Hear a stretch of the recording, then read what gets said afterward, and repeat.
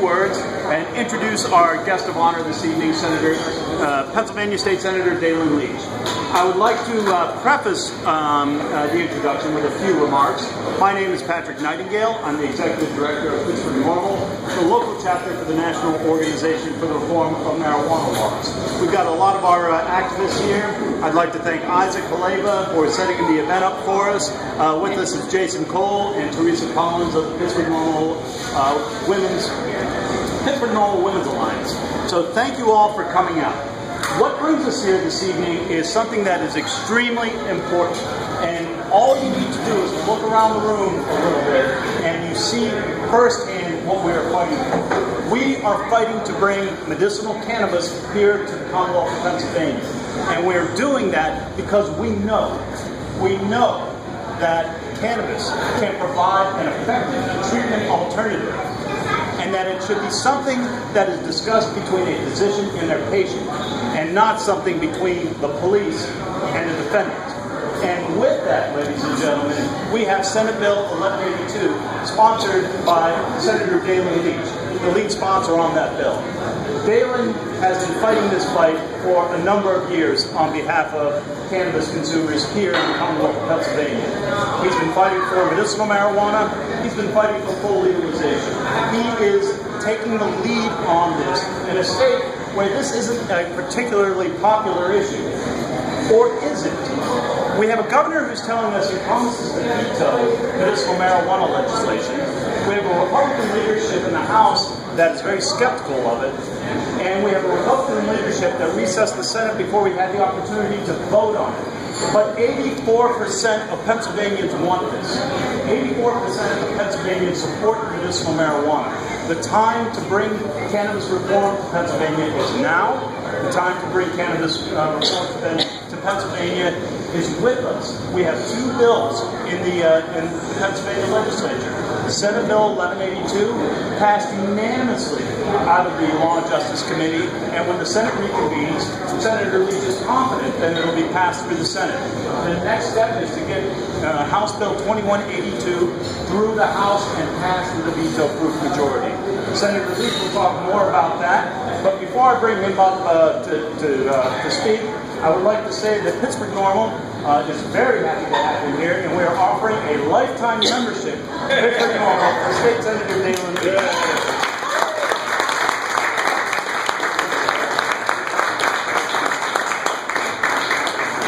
When some people get drafted first in the draft, they have the number one on this. This, however, is the most coveted, the first ever lifetime membership to Pittsburgh Norml that we have offered, and I cannot think of a better person to give this membership to than to Pennsylvania State Senator Daylin Leach. Well, Senator, thank you.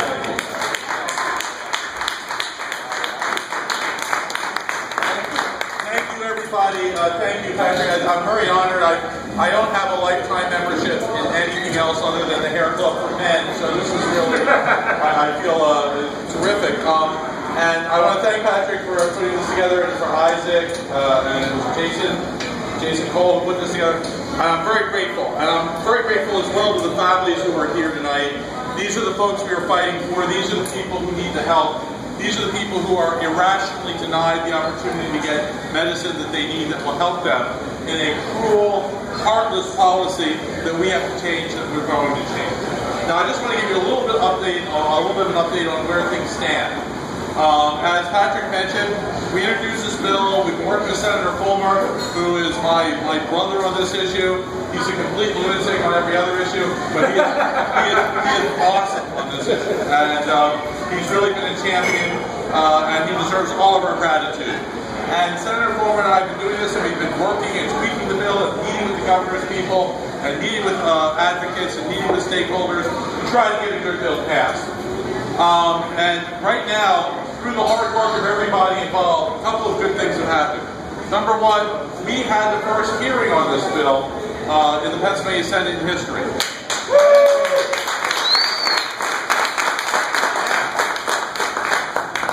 My staff would prefer I not drink alcohol while I'm speaking, but I'm going to do it.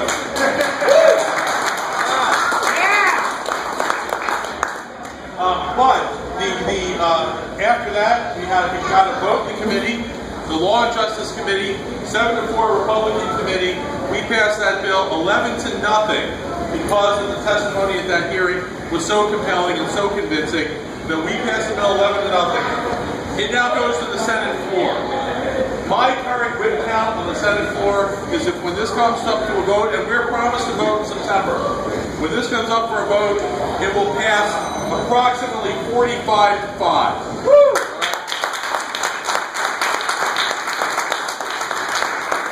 When it comes to the House for a vote, I believe, will have about 170 out of 203 votes in the House. Now, that's all good news. However, there's some less good news, which is that Governor Corbett remains an impediment to medical marijuana in Pennsylvania. He would not even meet with us. He would not even talk to the families. We had to threaten a sit-in in his office. And he knew the optics of that would be very bad. And so as a result, he just agreed to meet with me. And he said he would support something. So I went to his office to meet with him. And I got to be honest, it was one of the strangest meetings I've ever had in my life. And let's just say, I've had some strange meetings in my life. Okay? Governor Corbett sat there silently. It was like meeting with Marcel Marceau, or a cardboard cutout of Governor Corbett. And I'm talking about the bill and how we can, look, I'm like, look, we got to address, I understand you're worried about this, getting into the hands of some high school kid and smoking in the backyard. Because, of course, the high school kid can't get it himself now. Fine. I understand it's a concern of yours. We want to address that issue. And we just want to do it in a way that gets medicine to the people we need it. And I kept explaining it, talking, and he kept staring at me over and over. And eventually, even I ran out of things to say. This hardly ever happens. So I was like, Governor, do you have any thoughts on what we're talking about? And he said, he looked at me after about 45 minutes of me going on, he said, it's a gateway drug. That's what he said. I mean, I was like, oh my God. I mean, the governor, frankly, has one sentence on almost every issue, and that's the chip in his brain on marijuana. He used the word marijuana gateway drug. But to avoid the sit-in, he agreed to a pilot program for a few kids at some university for a study that the university, when we called them, said, we don't know what he's talking about. Okay? We can't do that. All right, there's all kinds of issues. Where does it come from? I mean, you have to grow it. You can't transport it across state lines. The governor had no idea. This isn't a thoughtful proposal. This is his attempt to avoid the issue. And so we will have the votes in the Senate and the House to override a veto. But we're going to have to override a veto because Governor Corbett is going to continue to be an impediment standing between sick people and their medicine. And when people ask me, what can I do? This is what you can do. You can make sure your own legislators are on board.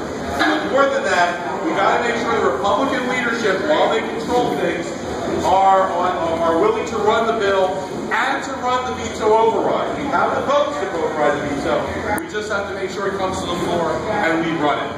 And so please, talk to your legislators, make sure you keep communicating even though they don't respond all the time with the leaders in the House and the Senate, because this is a moral imperative that we pass this legislation. And so, as we go forward, do everything you can to move your legislature and make sure the leadership moves the bill. And when we do that, we can pass this bill, and I will tell you, because people have told me this from all around the country, as you know, I just went to Colorado, I've gone to other places, this is the best bill in the country. It gives the doctors the complete discretion on there's no list of conditions, there's no limit on CBDs or THC or method of ingestion. It's all up to the doctor, which is where medicine should be. And so, we're going to work everything as hard as we can. I am optimistic and hopeful. I'm prayerful, I pray a lot, that we can pass this by the end of this fall. With that, I'm happy, if there's any questions, I'm happy to take any questions. Yes? How many African representatives do you expect to vote no? That's interesting. I don't have a specific number broken down that way, but I can tell you this. In the Senate, one of the leading opponents of this bill originally was So Tony Williams is like, drugs are decimating my neighborhood, blah, blah, blah. And you know, I understood his concern. I don't think it's marijuana that's decimating his neighborhood, but I understand. I said, just do me a favor, come to the hearing on this bill. He came to the hearing, and to his credit, because it's very hard for politicians to change their mind publicly on an issue. After the hearing, he came up and said, I no longer oppose this bill. I now support this bill. You can put me down as a co-sponsor. So that was great progress we made.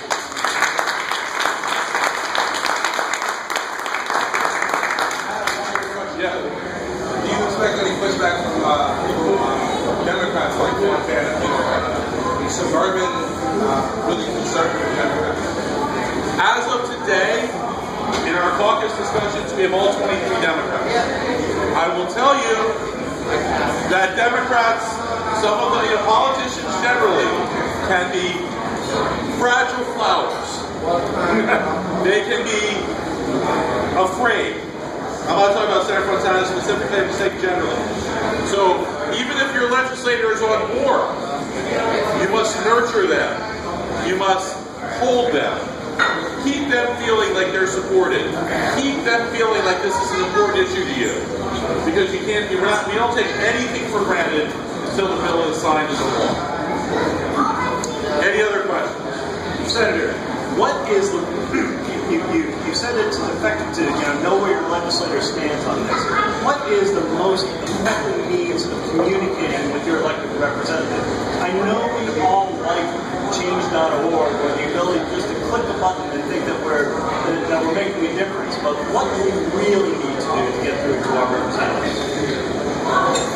Sometimes a note written on the back of a $100 bill. No, I'm kidding.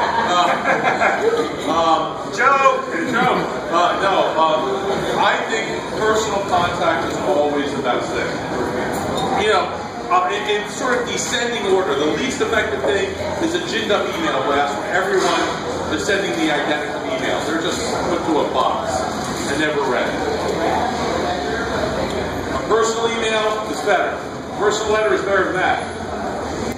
A personal phone call is better than that. A personal meeting in their office is better than that. A bubble bath is better than that. Not everyone wants to go that far. Fair enough. But a personal meeting is really the most effective thing to do. Any other questions? Yes. Assume it hits the floor in September and passes, as you believe it will.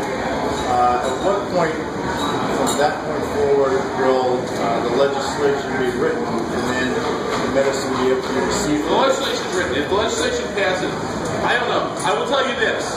In New York, they passed a bill. It's taking 18 months between the signing of the bill and the availability of the medication. It takes a while to ramp up. Again, you can't cross state lines, so you have to issue licenses. People have to apply for licenses. You have to set up grow facilities. Plants have to be planted. They have to grow. They have to be processed.